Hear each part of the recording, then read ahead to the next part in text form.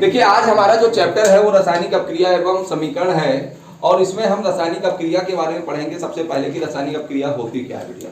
तो हमको कहना है रासायनिक अपक्रिया की डिफिनेशन बहुत सिंपल शब्दों में कि जब एक या एक से अधिक पदार्थ आपस में क्रिया करें। एक पदार्थ मैग्नीशियम हो गया और एक पदार्थ हाइड्रोजन क्लोराइड हो गया। जब एक या एक से अधिक पदार्थ आपस में क्रिया करें और एक नए पदार्थ का निर्माण करते हैं। फिर तो समझिएगा मेरी बात को, जब एक या एक से अधिक पदार्थ आपस में क्रिया करके एक नए पदार्थ का निर्माण करते हैं तो क्या कहलाता है? समझ गए। एक पदार्थ मान लीजिए अपने घर में आप ले लिए चीनी और एक पदार्थ ले लिया आपने पानी। चीनी को पानी में डाला और फिर क्या किया, घोल दिया। घोलने के बाद क्या नया पदार्थ बन गया? शरबत बन गया आपकी भाषा में, जिसको हम विलयन कहेंगे, आप क्या कहेंगे? शरबत कहेंगे। रसायन विज्ञान की भाषा में विलयन कहा जाता है। ठीक है, तो एक पदार्थ आपने लिया और एक पदार्थ पानी लिया, एक पदार्थ चीनी लिया, दोनों पदार्थों को घोला, एक नया पदार्थ बन गया। वो क्या कहलाएगा? रासायनिक अपक्रिया। तो जब एक या एक से अधिक पदार्थ आपस में क्रिया करें और क्या बनाते हैं? एक नया पदार्थ बनाते हैं, वो क्या कहलाता है? तैयार हो गया। अब हमने एक पदार्थ ले लिया मैग्नीशियम और दूसरा ले लिया हमने हाइड्रोजन क्लोराइड। ठीक है, तो यहाँ पर देखिएगा थोड़ा सा, यहाँ मैग्नीशियम ने हाइड्रोजन क्लोराइड से क्रिया करा तो ये मैग्नीशियम क्लोराइड बन गया। MgCl नहीं होता बेटिया, MgCl2 होता है, ध्यान रखिएगा। कभी MgCl कोई फार्मूला नहीं होता है। MgCl, Mg को बोलेंगे मैग्नीशियम और Cl2 को क्या बोलेंगे? क्लोराइड। और ये क्या हो गया? हाइड्रोजन हो गया। ठीक है, अब यहाँ पर Mg, यहाँ पर ये देखिए Cl कितने हैं? 2 और H कितने हैं? 2। आगे कितना लगा दिया? 2 लगा दिया। 2 H हो गए और 2 क्या हो गए? Cl हो गए। ये बन गया आपका मैग्नीशियम क्लोराइड और हाइड्रोजन क्लोराइड। और एक बार डिफिनेशन फिर से रिपीट करते हैं, जब एक या एक से अधिक पदार्थ आपस में क्या करेंगे? क्रिया कर जाए और एक नया पदार्थ बना दें तो क्या करेगा? एग्जाम्पल आपके सामने है, लिखाएंगे नहीं, सिर्फ क्या करेंगे? रिवीजन है तो समझाएंगे। लिखने का काम आपका है, किसी से कॉपी करिएगा, लीजिएगा कॉपी, ठीक है, जो नए आए हैं, और बाकी समझ लीजिए। जब समझ में आ जाएगा तो लिख भी आप ऑटोमेटिक अपने आप लोगे, है ना। लिखना उतना बड़ा मुद्दा नहीं, अगर समझ में आ गया तो आपको जीवन भर वो चीजें क्या रहेंगी? याद रहेंगी, है ना। हाँ, हाइड्रोजन 2 कैसे होते हैं? ध्यान दीजिए बिटिया, यहाँ पर जो भी गैस निकलेगी वो H खाली नहीं निकलेगी जी सर। ये हाइड्रोजन परमाणु है, ये क्या है? हाइड्रोजन अणु है। तो ये पूरी एक गैस निकलेगी। हाइड्रोजन क्या निकलेगी? H2 निकलेगा, ना कि H निकलेगा। समझ गए। अब बैलेंस का मुद्दा रहा तो 2 Cl थे, 2 H थे, तो आगे 2 लगा दिया तो 2 H हो गया और 2 क्या हो गया? बैलेंस हो गया कि नहीं हो गया? तो हाइड्रोजन पूरी गैस निकलेगी और गैस को हम लोग ऐसे दिखाएंगे तीर के द्वारा, यानी ये गैस जो है वायुमंडल में जा रही है। और जब कभी हम कुछ चीजें ऐसे दिखाएं तो जान जाइएगा वो चीजें कहाँ बैठ रही हैं? नीचे बैठ रही हैं। समझ गए मेरी बात को? तो अब ये चीज आपकी क्लियर हो गई। अगला जो हमारा टॉपिक है ऊष्माक्षेपी व ऊष्माशोषी अपक्रिया। ठीक है, 2 चीजें हैं, ऊष्माक्षेपी व ऊष्माशोषी अपक्रिया। तो यहाँ पर मैं पहले लिख देता हूँ, देखिएगा, पहले मैं बोल रहा हूँ और भी लोग समझ रहे हैं वीडियो के माध्यम से, तो ध्यान दीजिए। ऊष्माक्षेपी अपक्रिया व ऊष्माशोषी, एक साथ मैं दोनों रिएक्शन को कवर करूंगा। ऊष्माशोषी अपक्रिया। आप ध्यान दीजिए, ऊष्माक्षेपी को बेटा हम लोग दहन भी कहते हैं। अब क्या होता है? हाँ समझिए, दहन में जलाना। ठीक है, आप समझिए बेटा मेरी बात को।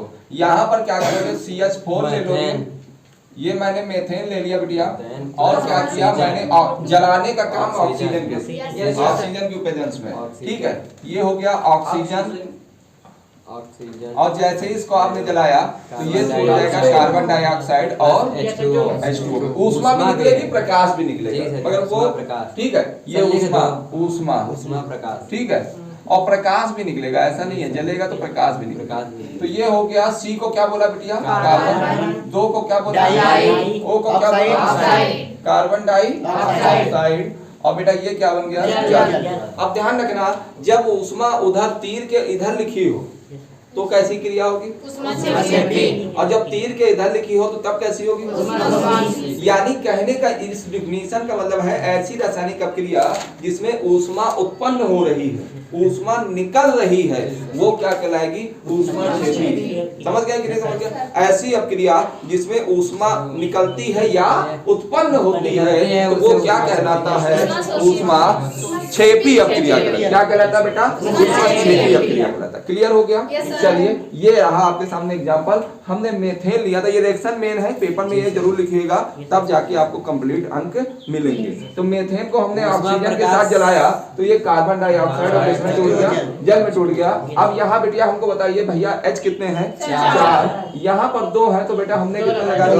2 लगा दिए। अब O देखिए, ओ देखिए 2 और 2 कितने हो गए? 4। यहाँ 2 लगा दिए, कुछ नहीं करना है। 2 दूना कितना हो गया? 4 हो गया। और यहाँ पर कार्बन कितने हैं? 1। यहाँ कार्बन कितने? 1। यानी जब ऊष्मा निकल रही होती है तो वो क्या कहलाता है? ऊष्माक्षेपी। और जब ऊष्मा लग रही हो तो वो क्या कहलाएगी? ऊष्माक्षेपी। हाँ अवशोषित। ठीक है। अब अगला देखिए एग्जाम्पल, ये समझ में आ गया? क्लियर हो गया? यहाँ तक कुछ समस्या नहीं है।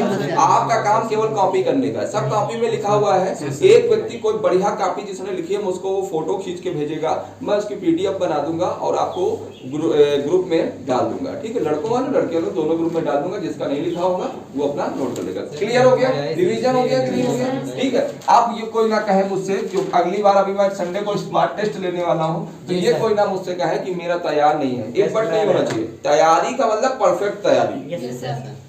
ठीक है, टेस्ट ले लीजिए। मायने ये नहीं रखता कि आप फीस कितनी देते, मायने ये रखता है कि आपका रिजल्ट कितना अच्छा आता है। रिजल्ट अच्छा आना चाहिए और तैयारी करके जाइए। 90 के लिए मत जाइए, 100 के लिए करके जाइए। हम तो पूरा पेपर हल करने जा रहे हैं ना, तो हम 90 के लिए नहीं जा रहे, हम पूरा पेपर हल करने जा रहे हैं। हम 100 में 100 हल करने जा रहे हैं। मिलना ना मिलना तो बात की बात है, मगर आप तैयारी पूरी कंप्लीट करके जाओ। ठीक है, हमेशा याद रखिएगा। आप कभी क्या आधा पेपर हल करने के लिए जाते हैं? पूरा हल करने के लिए जाते हो। भले उसमें 2-3 क्वेश्चन आपको पता ना हो, तब भी उसको कहीं ना कहीं तरीके से किसी ना बना के लिखते हो उसको। ठीक है। अब ऊष्माशोषी अपक्रिया देखिए बेटिया क्या है। ये हो गया नाइट्रोजन प्लस ऑक्सीजन प्लस ऊष्मा, और ये हो गया ऑक्सीजन प्लस ऊष्मा, प्लस लिख दूं आज ऊष्मा, और ये बन गया NO। ये हो गया नाइट्रिक ऑक्साइड। बात समझ लो, अभी लिख देंगे, बैलेंस कर देंगे, उसका मुद्दा नहीं है। यहाँ पर NO क्या है? Nitric oxide. और नाइट्रिक ऑक्साइड बेटिया ना याद हो भैया तो आप नाइट्रोजन ऑक्साइड भी लिख सकते हैं। नाइट्रोजन ऑक्साइड भी लिख सकते हैं, वो भी गलत नहीं है। अब क्या अब देखिए, मैंने कहा यहाँ पर ऑक्सीकरण के डिफिनीशन में ऑक्सीजन का जुड़ना क्या होता है? ऑक्सीकरण होता है। यहाँ पर डिफिनीशन को कई तरह से पढ़ेंगे। ऑक्सीजन का जुड़ना क्या कहलाता है? ऑक्सीकरण। हाइड्रोजन का निकलना क्या कहलाता है? ऑक्सीकरण। और तीसरा बिटिया होगा इलेक्ट्रॉन का त्यागना।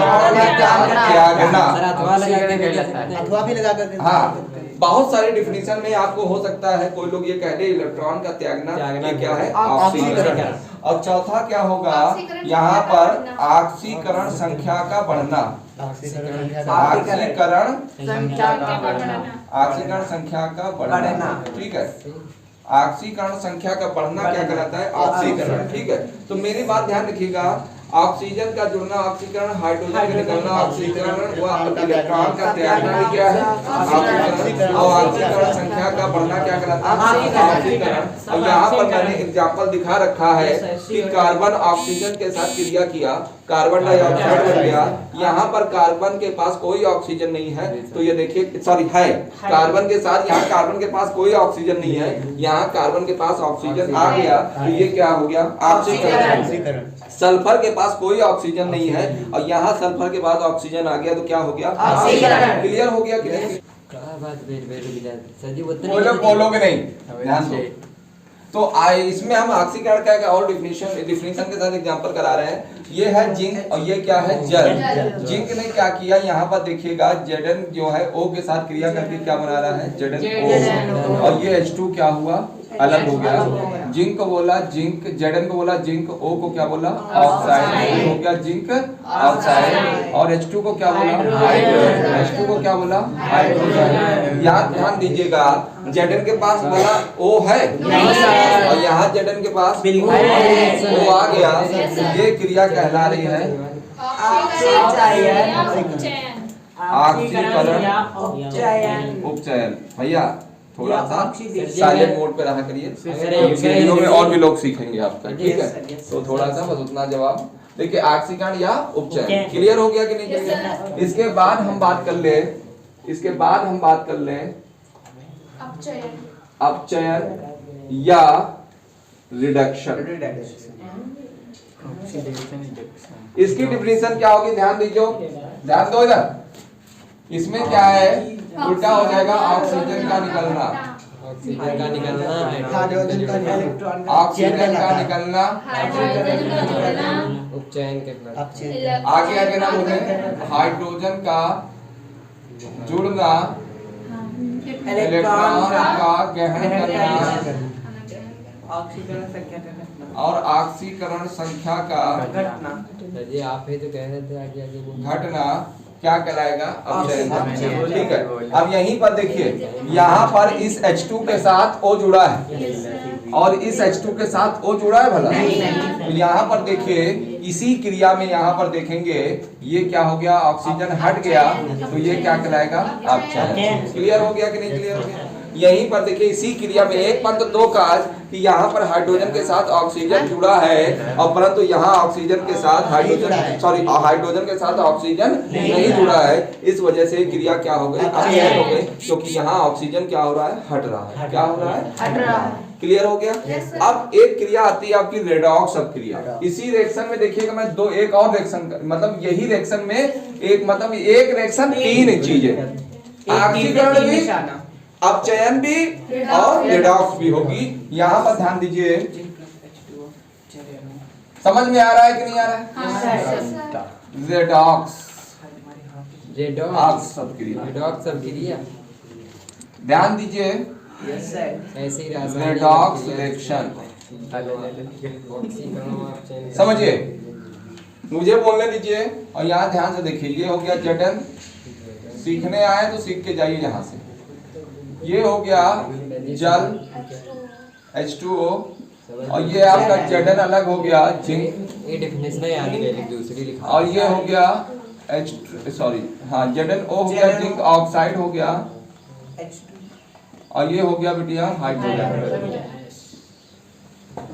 अब ध्यान दीजिए, ऐसी रासायनिक अपक्रिया जिसमें ऑक्सीकरण और अपचयन एक साथ होता है, यानी एक रासायनिक अपक्रिया लिखी हुई है, उसमें ऑक्सीकरण और अपचयन जब एक साथ हो रहा हो तो वो क्या कहलाता है? रेडॉक्स अपक्रिया या ऑक्सीकरण अपचयन अपक्रिया। ऑक्सीकरण अपचयन अपक्रिया। उपचयन अपचयन भी हो सकता है, समझ गए? उपचयन का मतलब ऑक्सीकरण है। इसी जगह ऑक्सीकरण पर आपको ये भी लिखा मिल सकता है, उपचयन और अपचयन अपक्रिया क्या है। तो घबराना नहीं, दोनों एक नहीं है, अलग अलग है। उपचयन को ऑक्सीकरण कहते हैं, ठीक है? सर तो दोनों ही लिखेंगे या दोनों अलग अलग? जब रेडॉक्स पूछ रहा है तो पूरा सही से डिफाइन करें ना कि ऐसी रासायनिक अपक्रिया जिसमें ऑक्सीकरण और अपचयन एक साथ हो रहा है, दोनों एक साथ हो रहा है, तो वो क्या कहलाएगा? रेडॉक्स अपक्रिया कहलाएगा। अब देखिए, यहाँ Zn के साथ O जुड़ गया कि नहीं जुड़ गया? तो ये ऑक्सीकरण हो गया, बताया था अभी पीछे। और यही जल के साथ हाइड्रोजन, देखिए इस जल के साथ ऑक्सीजन था, यहाँ ऑक्सीजन हट गया, तो ये क्या कहलाएगा? एक ही अपक्रिया में ऑक्सीकरण भी हो रहा है और अपचयन भी हो रहा है, दोनों एक साथ हो रही हैं, तो ये क्या कहलाएगा? क्या कहलाएगा? इसको कॉपी कर। देखिए संचारण, बेटिया संचारण क्या है इसको समझ ले भैया, ध्यान से देखें और कोई लोग फोन नहीं बचाएगा। संचारण का मतलब होता है कि आपने कई बार देखा होगा लोहे पे जंग लग जाती है, और जंग इस वजह से लग जाती है क्योंकि वो या तो नमी से क्रिया कर लेता है। नमी का मतलब आप लोहे में अगर पानी पड़ जाएगा तो उसमें देखते होगे एक ब्राउन कलर की भूरे रंग की पपड़ी जमने लगती है। धीमे धीमे वो लोहे की पपड़ी धीमे धीमे छूट जाती है, लोहा धीमे धीमे पतला होने लगता है। या आपने चांदी में देखा होगा, देखो हंसना नहीं, आप लोग हंसते हो तो सब जाता है वहाँ, सब लड़का सुनता तो हंसता होगा आपको। म्यूजिक लगा म्यूजिक ना कहे तो तुम्हारे लिए गाना हमें लगा देंगे का। तो आइए हम केजीएफ का गाना लगा देंगे, बस वो कुछ हमारी आवाज नहीं आएगी, बस उसमें केजीएफ के सॉन्ग सुने रहो। ध्यान दो इधर, ऑनलाइन चल रहा है, यही अपलोड कर देंगे, देखना म्यूजिक आ जाएगा। तुम्हारे पापा देखेंगे तो म्यूजिक ही दिखेगा उसमें, हम दिखा देंगे आगे, काहे परेशान हो। संक्षारण क्या है बिटिया, ध्यान दीजिए। संक्षारण में हमने बताया कि एक लोहे की रॉड है या सरिया है, उस पे देखते हो कि एक अगर वो नमी पे आप छोड़ दो बाहर, तो थोड़े दिन बाद देखते हो उसमें पपड़ी पहले ब्राउन कलर का उसमें हो जाती है, और फिर धीरे धीरे पपड़ी पड़ के वो क्या होती है, अलग होने लगती है, लोहा धीरे धीरे पतला होने लगता है। या आपने देखा होगा कि आपके घर में जितने भी चांदी के सामान होते हैं उस पर काली काली परत जम जाती है। या आपने देखा होगा, काली ये छोड़ो, अब बहुत लोगों की आदत होती है कि उसमें तांबे के बर्तन में हम पानी पियेंगे जिससे पेट सही रहे, इसीलिए तो पीते हैं। मगर उस तांबे के बर्तन में अंदर को देखो हरा हरा परत जम जाता है, हरी हरी परत जम जाती है, इसी को कहते हैं संक्षारण। यानी क्या होता है, जब धातुएं आप क्या करेंगे, धातुएं जब आप ऑक्सीजन या अम्ल से क्रिया कर लेती, ऑक्सीजन या अम्ल या नमी से क्रिया कर लेती हैं, तो वो क्या करती हैं, एक प्रकार का उनके ऊपर परत जम जाती है, वो परत धीरे धीरे क्या होने छूटने लगती है, वो क्रिया क्या कराती है, संक्षारण। जैसे चांदी के ऊपर काली परत का जमना कामा, या लोहे के ऊपर जंग लगना, या तांबे के बर्तन में हरी परत का जमना, क्या कहलाएगा, संक्षारण कहलाता है। क्लियर हो गया। इसके बाद हम लोग पढ़ेंगे विकृत गंधिता। क्या पढ़ेंगे, विकृत गंधिता। विकृत गंधिता को अगर समझे तो विकृत गंधिता को हम लोग विषाक्त गंधिता भी कहते हैं। क्या सर? विषाक्त गंधिता, ठीक है, कुछ ऐसे भी लिखवाया था, देख लीजिएगा। विकृत गंधिता क्या होती है बेटिया, जैसे देख लीजिए आपके घर में तेल और घी में बना हुआ कोई पदार्थ होता है, और आजकल गर्मियों में अगर आप उसको खुला छोड़ देंगे तो शाम तक वो चीज खाने के लायक नहीं रह जाती। होता है कि नहीं होता है? वो इसलिए होता है कि जब आप खुली वस्तु को छोड़ देते हैं तो अत्यधिक गर्मी में क्या होता है, वो ऑक्सीजन से क्रिया कर लेता है, और ऑक्सीकृत होके उसमें उसके स्वाद में क्या होता है, परिवर्तन हो जाता है। तो कहने का मतलब है कि वसा और तेल की चीजों से बने हुए वस्तुएं, उनके स्वाद में क्या होता है, परिवर्तन, ऑक्सीजन से क्रिया करके उनके स्वाद में परिवर्तन आ जाता है, तो वो क्या कहलाता है, विकृत गंधिता। फिर तो सुनिएगा, वसा व स्वाद, वसा व तेल से बनी हुई वस्तुएं ऑक्सीजन के साथ क्या कर ले, क्रिया कर ले, और उनके स्वाद में क्या हो या सुगंध में क्या हो, परिवर्तन आ जाए, तो वो क्या कहलाता है, विकृत गंधिता कहलाता है। क्लियर हो गया? क्लियर। चलिए अगला देखिए, यहाँ पे विकृत गंधिता के बाद बोलिए बेटा, योग अपक्रिया।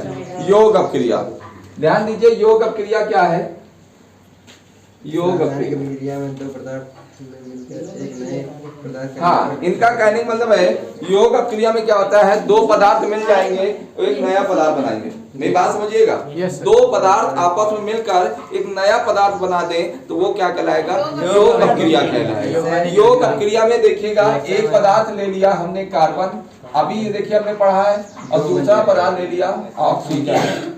दोनों पदार्थ क्या हुए, आपस में जोड़ दिए, ये बना दिया CO2, carbon dioxide, carbon dioxide. ये योग अपक्रिया का अच्छा उदाहरण आपको दिख सकता है, और सरल भी है, बहुत सरल है ना। ये सल्फर हो गया, जी सर, ये सल्फर हो गया, और ये ऑक्सीजन हो गया, और ये बन गया बिटिया, क्या बन जाएगा, सल्फर डाइऑक्साइड, सल्फर डाइऑक्साइड। घबराइएगा नहीं, हो सकता है और एग्जाम्पल आपके लिखे हो, हमने यहाँ कुछ और बता दिया।